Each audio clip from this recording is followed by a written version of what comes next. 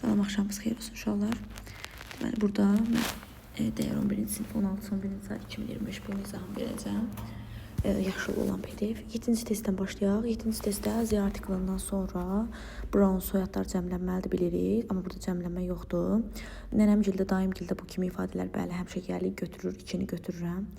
Emma'ya ayrıca apostrof S qoyub, Lili'yə ayrıca apostrof S qoyub. Bəqi də cəmliyi problem görmürəm. 3'ü götürdüm. 2-3 doğru cavabımız 7. Bəs 4 niyə səhvdir? 3 deməkdir. Amma Viki cəmləməyib. 3'ün tələbi ilə Vik cəmlənməlidir. Cəmin yerliyin olmalıydı. Buna görə də 4'lər də getdi. The name of the mountain. Dağın adı. Bu kimi ifadələr oflu birləşmələrdə hər iki tərəf Z ilə işlənə bilərsə ki, burada heç bir problem yoxdur. Hər iki tərəfə Z-ni yazıram. Amma məsələn İngiltərənin məsələn adı İngiltərə olsaydı mountainin yerində İngiltərə məsələn Z ilə işləmirdi, onda bura X olacaqdı. Hal-hazırda problem yoxdur.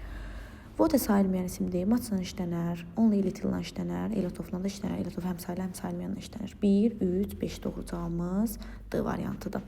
Many işlənməz, few işlənməz. Kəmiyyətin testləridir. Movie sayıla bilən cəm isimdir. Sonu S ilə olanlardan sonra ümumiyyətlə isim gəlmir, ona görə çıxdı.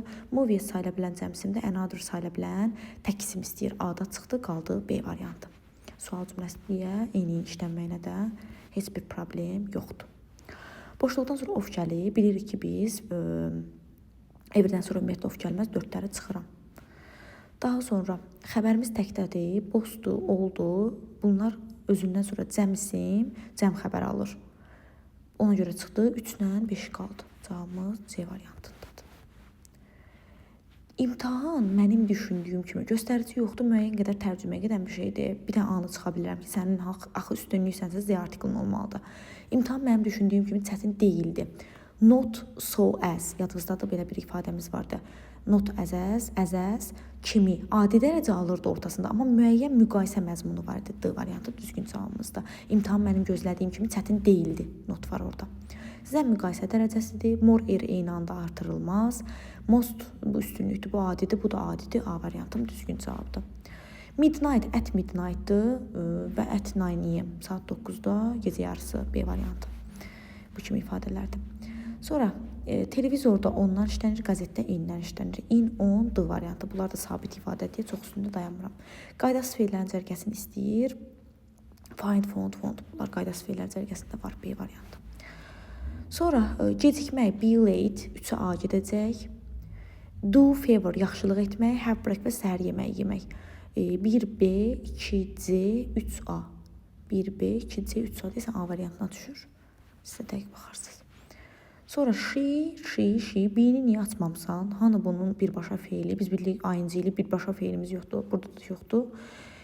Yadınızdasa bir şey etmək niyyətində olmaq, gələcək zamana future symbol, to be going to plus verb 1 gəlməlidir. Burada verb 1 var, amma bunun to'su yoxdur. A çıxır, B variantı qalır. She is going to cook dinner. O nahar etməyə hazırlaşır. Yəni o edəcək, planlaşdırır, bu mənalara gəlir. Deyir ki, belə ki, onları yeyə bilməz. Deməli, peanuts nədir? Peanuts fıstıqdır, yer fıstığı. Yer fıstığına allergikdir. Yeyə bilməyəcəksə, deməli, allergiyası var da A variantı. Stormy fırtınalıdır. Strong winds 3'ə A gedir. Completely hard, firm, all through an object. Deyir ki, çətin, hardın çətin, bir də bərk mənası var. Tamamilə sərt bir maddə, hansısa bir əşyanın sərt maddəsi. Soliddən mürəkkəb bir şeydir. Bu da deməli 2'yə C getdi. Violent'ın zorakı mənası var. Force, güc, qüvvə, incitmə, atak, hücum, yəni zorakı hərəkətlər B, C, A. B, C, A, D variantındadır. 21-ci testimiz written yazılı sinonimlərin cütlüyünü istəyir. Written yazılıdır, oral şvahidi bu getdi. Urban şəhərdir, rural kənddir bu getdi. Tired, yorğun, fresh, təzə. Yəni bunlar hardasa zid mənasında gedir. Məsələn, mən yorğunam, mən freshəm, başım freshdir məsələn, işlənir. Həm meyvə tərəvəz üçün də işlənə bilər fresh, həm də belə işlənə bilər.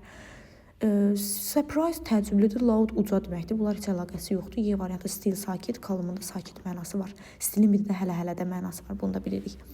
Altına xətt çəkilmiş sözün, altına xətt çəkilmiş söz düşməyib, amma yəqin ki, səddir burada. Opposite means mənasını, yəni tərs mənasını istəyir. Sad qəmgindir, happy ilə glad. Şad və şad. Happy-ni dairəyə almaq istədim.